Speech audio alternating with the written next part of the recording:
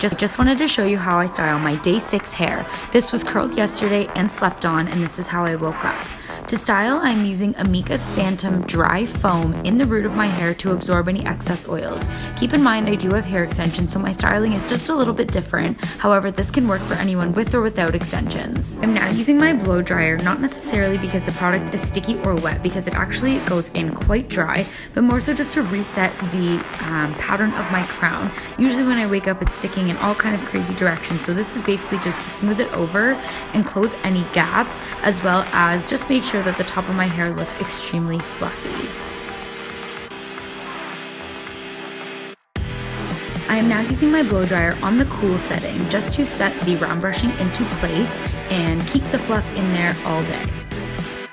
Lastly, I'm using my Tangle Teezer to help to fluff up the ends of my extensions and take out that stringy look from overnight.